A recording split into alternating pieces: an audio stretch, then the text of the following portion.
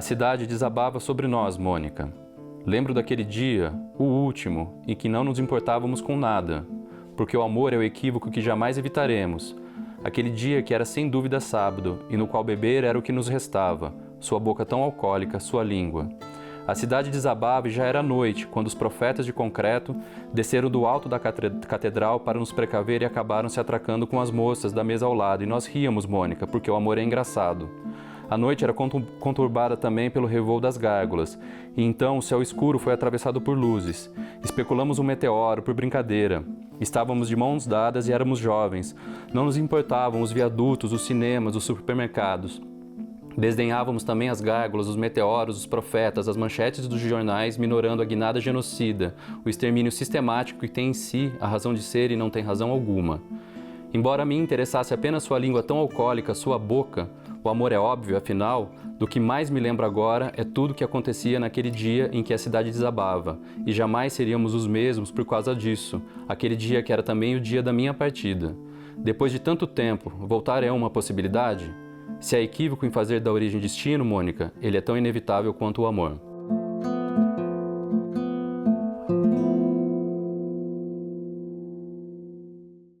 Maurício, o Equatoriais, ele, que é um livro de contos, você retorna ao contos, né? Depois de ter publicado um romance. Mas são contos curiosos, porque eles foram pelo menos finalizados durante a pandemia, mas falam de viagens. São contos de estrada, né? Quer dizer, e aí você começa a falar de vários aspectos do Brasil, mas do Brasil mais interior. É isso que me chamou muito a atenção, essa necessidade de falar do Brasil mais interiorano. Por que o Brasil interiorano acaba se destacando nesses contos? Então, foi muito engraçado terminar o livro durante a pandemia, um livro de viagens durante a pandemia. Eu não notei exatamente, embora a proposta estivesse clara para mim, a hora que eu acabei o livro que eu me dei conta do momento em que eu estava terminando esse livro. E era durante a pandemia, a gente fechado em casa, na quarentena, né? E falando sobre viagens, eu falei, nossa, acho que eu estou sentindo mais do que eu estou imaginando essa situação. Mas um movimento que eu tento fazer do livro é essas viagens a essas cidades de um Brasil distante, né? De um país que a gente quase não conhece, né? Queria explorar esse tema e a profundidade íntima dos personagens também. Então a intenção do livro é fazer esse duplo movimento, né? Quanto mais longe eles vão, quanto mais interior eles vão, mais vai para o interior deles também, né? Mais isso remexe. Eu fiz várias viagens por conta do meu trabalho, né? E acabei indo para cidades, lugares que eu jamais iria por outra razão senão aquele trabalho. E isso acabou me chamando a atenção, né? Eu falei, nossa, é um país que tem curiosidades, características, culturas que a gente meio que não conhece, né? Eu falei, queria trabalhar isso, mas eu queria evitar um livro muito descritivo, tentar evitar o exotismo, sabe? Eu falei, como é que eu faço isso, né? Eu falei, bom, quero trazer esse país para os contos, mas quero trazer isso pelos personagens e buscar justamente esse deslocamento deles. Inapropriado talvez seja uma palavra forte, mas do quão inapropriado eles se sentem nesse país que é deles, assim, dessa coisa em que é um deslocamento tal que não é só uma questão de rotina, né? É uma questão de perspectiva de mundo, assim, de vida. Eles estarem nessas cidades, nessas situações, travando contato com essas pessoas que eles não têm hábito, costume de travar contato, de conversar, essas culturas diferentes, enfim, os dilemas, os dramas, né, desse país que a gente realmente não sabe, ou se tem notícia, uma notícia qualquer, uma imagem, uma notícia jornalística qualquer, e trazer esse desconforto deles para a vida deles, para o íntimo deles, era a intenção desses contos do Equatoriais. E há um aspecto também muito interessante nos contos, que as relações, elas nunca se concluem em si. Quer dizer, na verdade, você está mais preocupado numa coisa que era muito afeita ao conto tradicional, que é o retrato do momento. Uhum. Né? Quer dizer, é o flash, é aquele momento e tal, o que se dá na relação daquelas duas pessoas naquele determinado momento, mas como a paisagem interfere nesse instante, uhum. Né? Quer dizer, é interessante isso. Tem até o conto na relação entre pai e filho, que o cara chega ao final vendo a infinitude da Lagoa dos Patos como uma metáfora da infinitude da própria relação deles, né? Quer dizer, também como é que foi trabalhar esses esses aspectos? Foi interessante porque alguns contos vieram da cidade, dessa movimentação, e outros contos vieram da movimentação interna dos personagens. Esse, por exemplo, vem muito dessa relação entre pai e filho, e aí foi um movimento de procurar essa imagem. E que lugar dessa imagem, em que lugar do país eu encontraria essa imagem? Então, por isso ele chama estuário, né? É um estuário, a Lagoa dos Patos. Eu falei, bom, tá aqui essa imagem, eu vou colocar essa história ali. Busquei trabalhar essa dimensão do conto, de ser um retrato, né? De ser um retrato de uma situação, mas eu também não queria que se esgotasse ali. Que eu também não queria... Esse eu acho que é um livro que trabalha muito com uma questão de consequência, né? Uma consequência dos atos individuais dos personagens, uma consequência dos atos sociais desses personagens, que acaba virando uma consequência histórica, né? Da gente enquanto país. Então eu queria que o conto, embora os contos tenham um enredo em si, fechado em si, que se encerra no conto, eu queria que essas histórias continuassem. E por isso o livro tem um pouco essa estrutura, um pé no romance, né? De que personagens reaparecem, situações são recuperadas. Que eu queria também estender um pouco isso e jogar com essa situação desse personagem que ele está tomando uma decisão aqui, ele está falando uma coisa ali, e isso se repercute num outro conto, numa outra circunstância. Enfim, o conto também os contos vão se interferindo, essas paisagens interferem muito nas relações, mas as relações também vão interferir nas paisagens na medida em que elas reverberam pelo livro. E há um aspecto que me chamou também muita atenção, a Isabela. A Isabela é um personagem curioso porque ela não é um personagem, elas são várias personagens que aparecem em vários contos e em cada um ela tem uma personalidade, ela tem uma nova visão. Quer dizer, como é que é essa figura permeando ali os contos? Então, essa figura eu devo... Aliás, são três, né? São três figuras que acho que elas são meio pilares no livro, para os contos de uma maneira geral. É a Cecília, a Isabela e a Mônica, né? Essa ideia eu tomei emprestado muito do Osman Lins, do Avalovara, que também tem três mulheres que articula todo o enredo. E eu adoro o Osman Lins, e ele para mim, o Avalovara é um dos maiores livros nacionais. E eu quis trazer essas três personagens também, as minhas três personagens, para esses contos e jogar também justamente com essa ideia de que, como são contos, são histórias estanques. Mas como eu estava querendo construir essa estrutura que pode ser lida também como um romance, uma história só, como é que eu trago essas personagens que são elas e também não são, né? E a Isabela realmente, porque ela tem a Mônica tem um caráter inicial, assim, uma coisa de um amor fundante, e a Cecília tem essa coisa da realidade, de um amor mais real. E a Isabela está nessa transição, eu acho que por isso ela tem essa função muito presente no livro e como ela é muito presente e é fundamental nessa transição, ela precisava ser muitas. E aí é legal porque eu acho interessante também deixar um pouco esse espaço de ambiguidade. Será que é a mesma? Será que não é? Não são nomes muito inusuais, né? Isabela é um nome comum até. Então, eu acho que ela, sobretudo, tem esse papel muito importante na movimentação do livro. Enquanto as outras duas têm uma coisa de início e fim, ela tem uma coisa de movimentar o livro todo. É uma personagem que eu gosto muito no livro e tem fim trágico, né? Ela tem uma história trágica ali e isso acaba influenciando muito ali no narrador ou nos narradores, né? Que também tem esse ponto de vista dos contos, que são em primeira pessoa, mas podem ou não ser a primeira, né? Então, achei interessante deixar em aberto mesmo, para cada um fazer uma leitura aí, se quer ler mais conto, quer ler mais o romance, enfim.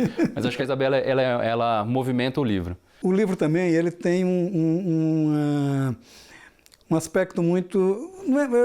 científico não seria bem a palavra, mas é a busca de um certo conhecimento técnico em cada um dos contos. E isso vai dos temas mais diversos, desde a questão ideanista, com o surgimento do Hans Fortmann, né, do Hans Fortmann. Esse próprio conto que a gente falou sobre pai e filho, que fala de um conflito de gerações, mas ele fala, sobretudo, de um aspecto, de um ponto da cultura brasileira, que foi o rock dos anos 70, 80, por aí, quando ele revive como uma forma de resistência.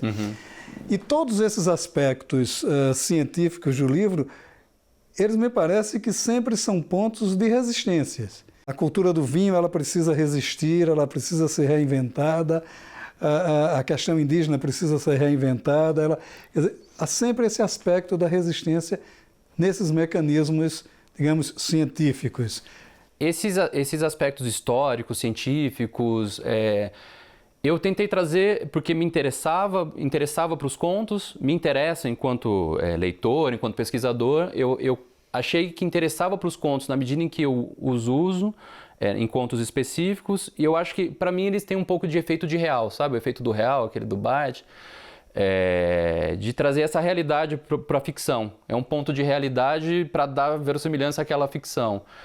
E eu acho que a realidade tem essa coisa da resistência, ela existe, afinal de contas. E trazer isso para os contos era muito trazer também essa história do país, né?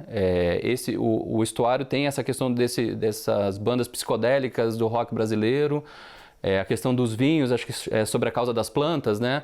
Que tem essa cultura de vitivinicultura no Nordeste, né? Enfim, são coisas que, mais uma vez, né, são coisas que acontecem no país que, se você não se interessa por aquele assunto especificamente, se você não pesquisa, talvez isso não apareça e talvez seja novidade, né? Então, talvez seja a realidade de um país resistindo enquanto país e nessa multiplicidade, nessa grandiosidade, nessa coisa que é o Brasil, né? Nesse país continental. Então, assim, são efeitos de real do país também nesse livro. E ficcionalmente tem esse efeito de real para a ficção, que é trazer esses personagens pro país em que eles estão ali percorrendo, né? Porque o livro, como você disse, ele anda por diversas cidades do país. A minha ideia era contemplar o máximo possível numa certa trajetória, né? Eu falei, bom, como é que eu trago isso, como é que eu trago esse país para dentro do livro sem ficar numa descrição enfadonha disso, né? Numa descrição etnográfica quase, ou cinematográfica. Falei, não, eu queria trazer isso de uma outra forma. Aí eu tentei trazer por esses elementos de resistência, como você bem colocou. E há um sentimento de fuga dos personagens. Os personagens, eles estão sempre em fuga, eles estão sempre, de certa forma... Tem até uma passagem de um dos contos que é interessante, que o personagem, ele vem numa certa angústia tal, uma certa ânsia de se livrar de tudo, que ele passa por Brasília, mas ele passa. ele não quer ficar, porque ele não tem o sentimento, digamos assim, da civilização. O que ele quer é a interiorização, o que ele quer é exatamente esse sentido de fuga, de buscar a coisa mais profunda. Também houve esse sentido metafórico no livro, né? Sim. Em vários momentos. Sim. O livro funciona, ele é uma grande jornada, né? Nessa estrutura mais ampla dos contos se amarrando enquanto quase capítulos de um livro, né?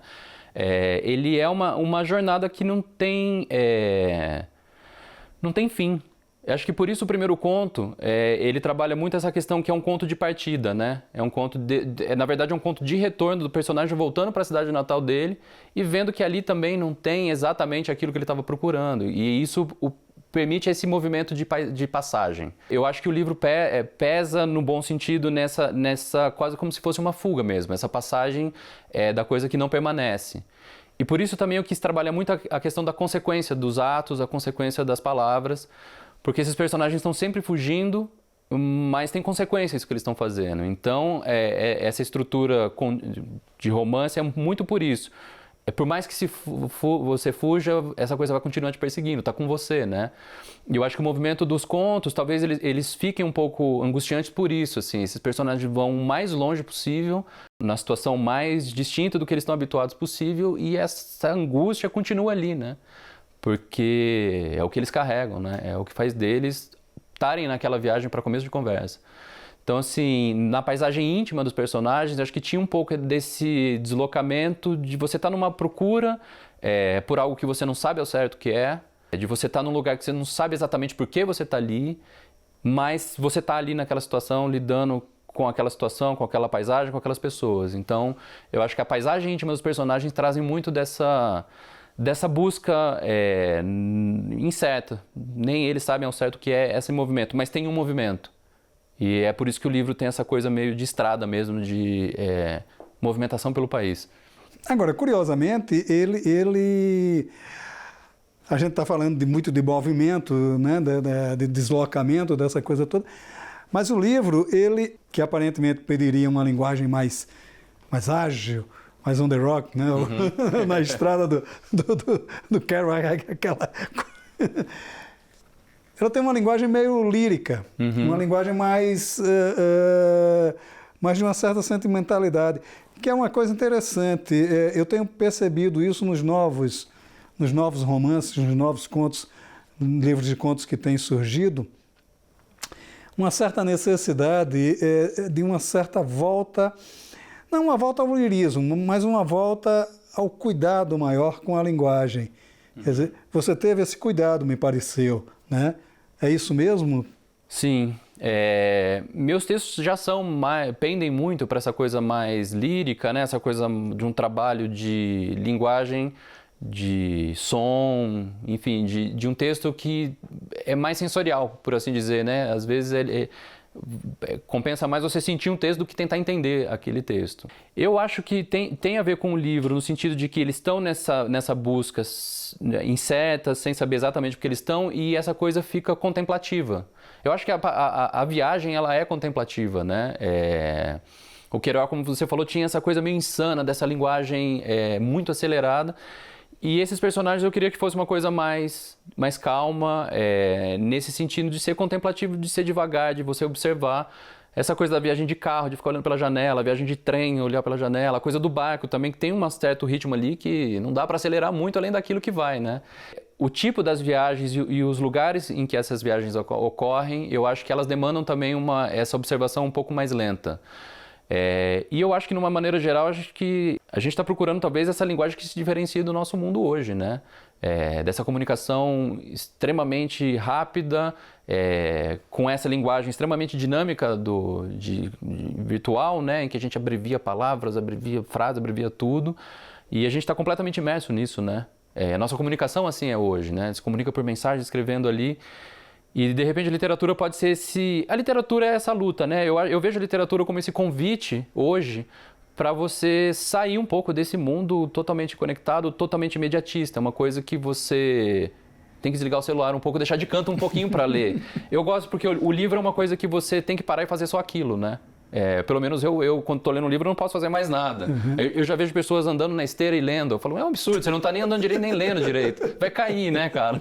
Então eu vejo a literatura ainda mais hoje nessa loucura que a gente vive como um convite, mais do que tudo. Talvez um ponto de resistência, como você diz, um ponto de resistência em relação a isso, que não dá para sair mais disso, esse é o mundo. Mas a gente pode de vez em quando ter um tempinho, respirar um pouco, ver uma coisa um pouco mais devagar. E eu queria aproveitar que eu já uso um pouco dessa linguagem e me aprofundar nisso e frear mais ainda no ritmo, para ver, vamos ler com calma, vamos de repente ver se é legal essa frase mais longa, essa imagem um pouco menos acelerada, a gente já está muito acelerado, sabe? Então acho que o livro, a intenção é um pouco por aí. E nesse aspecto, uma coisa que me chama muito a curiosidade é que acabou se formando uma literatura, digamos assim, voltada às causas, né? Sempre tem que ter uma causa, assim. Do meu ponto de vista muito particular, eu acho que a causa da literatura é a literatura. Quer dizer, ela se resolve em si mesma, né?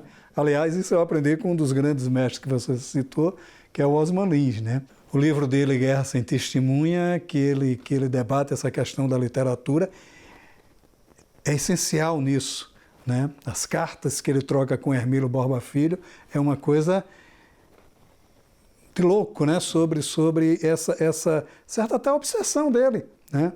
Na busca da literatura como literatura, fazer literário.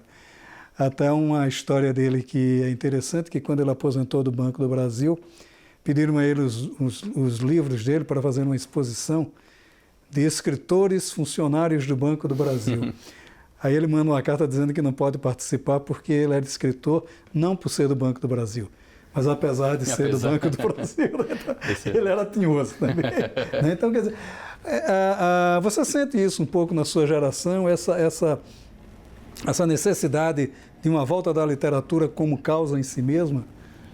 Sim, é interessante o Osman, né? Porque o Avalovar que eu citei há pouco, ele fala muito sobre a ditadura militar, né? Tá ali. É engraçado porque ele traz para dentro da literatura mesmo. O livro não está em função daquilo, aquilo está em função do livro, né? Do enredo. Eu acho que eu sinto bastante falta desse movimento. Porque às vezes só falar ali parece que tem uma espécie de checklist hoje, né? De temas e coisas que precisam ser ditas de uma tal forma também. E tem isso, a forma também limita muito, né? Nessa tendência. E eu acho que falta um pouco justamente trazer para a literatura esses temas. É claro que são temas relevantes, é claro que são temas que precisam de espaço, conquistar esse espaço e precisam de muito mais espaço. E a gente está vendo efeitos muito positivos disso, falando de indígenas que aparecem no Equatoriais. A literatura indígena hoje, o Ailton agora na Academia Brasileira de Letras. Então, assim, são movimentos necessários para a sociedade. Eu só acho que também a gente está falando de literatura, como é que essas coisas todas, essas necessidades todas, ficam em função da literatura também. Porque senão vira panfleto, né? E o panfleto tem a sua importância. Acho que a dificuldade no nosso debate hoje talvez seja esse. Assim, ao dizer isso, eu não estou não dando a importância necessária a isso. Só estou falando que tem a literatura também, assim como o Osman pôs e você falou agora. É um debate difícil, porque também é um debate muito aguerrido, né? As pessoas são muito inflamadas na defesa desse ponto, e eu acho desses pontos, e eu acho que tem que ser uma defesa intransigente mesmo. Mas calma, a gente está falando de literatura também. Eu acho que tem espaços, e não que a literatura esteja também ali em cima, intocável, de forma nenhuma, mas é uma matéria importante, e eu acho que é uma matéria que dá conta de trazer literariamente esses temas. E às vezes eu tenho a sensação que hoje tem essa inversão, né, de que a literatura é meio que uma escada para os temas. Não, a literatura é o próprio tema, a gente tem que trabalhar isso de uma maneira literária. Eu sinto muita falta das pessoas lerem os livros hoje, né? Tem isso, já sai ali o livro com essa causa, está falando disso, daquilo. Bom, mas o livro é bom. Literariamente, ele cumpre com esse papel. Meio que não interessa, né? Não, ele trata sobre isso e já tá bom aí. Eu falo, não, mas aí a gente está empobrecendo muito o debate, né? Então, eu acho que tentei fazer isso com Equatoriais, que fosse matéria literária, essas questões. O próprio Osman Lins nos dá uma lição muito interessante quando ele faz o mestrado dele em literatura. O tema de estudo dele é o Lima Barreto, né? Que foi quem mais brigou pelo espaço em defesa das pessoas menos favorecidas, né? Foi quem mais brigou nesse país até hoje. Sim. e brigou de uma maneira literariamente muito perfeita. O Clara dos Anjos até hoje é um romance moderníssimo, né? Apesar dos modernistas de 22 negarem isso. Diga-se de passagem. Agora, é interessante porque o que a gente tem assistido hoje na literatura, depois desse boom, né, de causas que se deu aí nos últimos 15, 20 anos da literatura, a gente tem uma retomada paulatina da literatura como causa também, né? Quer dizer, eu tenho sentido muito isso mesmo nas pessoas que se posicionavam como um certo ativismo, né? A literatura como ativismo. Você pega hoje a Eliane Alves Cruz, ela tem uma literatura consistente, que vai além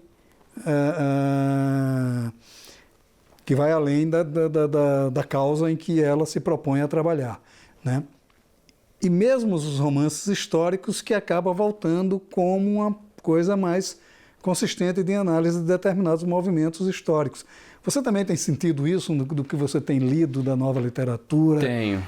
Tenho sim. E é uma coisa que me deixa muito feliz, aliás, porque a literatura e os escritores voltam a ter esse papel de leitores da sociedade também, né? De pessoas que têm uma opinião sobre aquilo, sobre a sociedade, sobre as situações que a gente vive, e são opiniões e são vozes importantes. Eu acho que antes desse boom que você citou, a literatura estava muito em descrédito, né? Os escritores estavam em descrédito, até porque perderam essa função, né?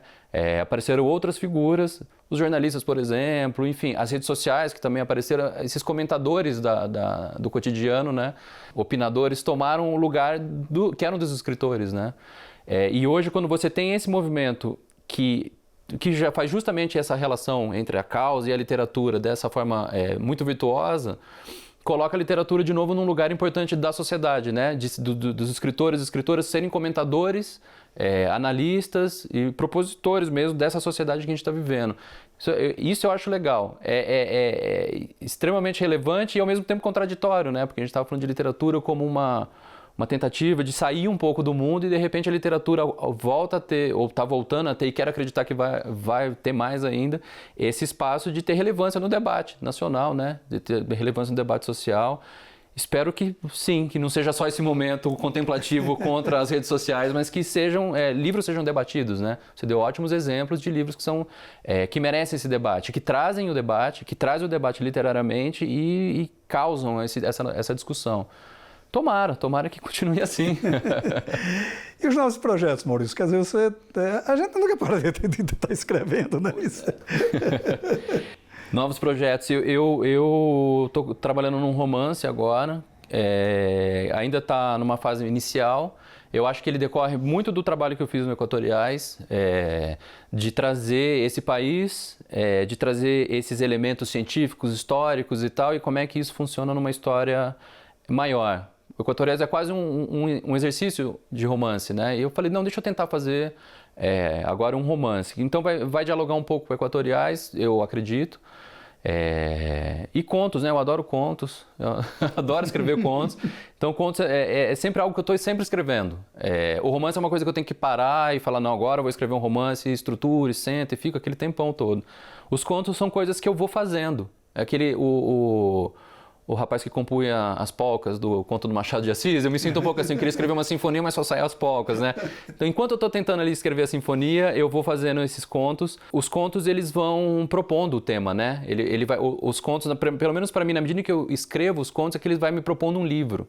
O Equatoriais foi muito isso. Eu escrevi um conto, 2, 3, eu falei, tá, tem um tema aqui. Que era justamente as viagens, o deslocamento, como é que fazia, como seria esse país nos contos. Aí eu fui escrevendo a partir desse tema que os contos se apresentaram. Então, estou escrevendo coisas que vão no sentido contrário do Equatoriais. Os contos que eu tenho trabalhado agora, eles vão muito em contos fechados numa casa. Acho que aí a pandemia apareceu para mim agora, um pouco como é que faz para escrever essas histórias de pessoas que estão confinadas em casa. Enfim, eu estou trabalhando contos também nesse sentido. Vamos ver se no futuro sai um novo livro de contos. E é sempre aquela coisa, né? O karma do seu conterrâneo, Carlos Gomes, né? Carlos Gomes, que escreve a ópera e tal, que era o grande sonho dele fazer mas o que fazia sucesso mesmo eram as cançonietas que ele escrevia. Vai ver, é assim mesmo, né? Cada qual com sua sina. Exatamente. Maurício, muito obrigado pela sua participação aqui no Leituras. Foi uma conversa ótima. Muito obrigado. Sou eu que agradeço. Obrigadão.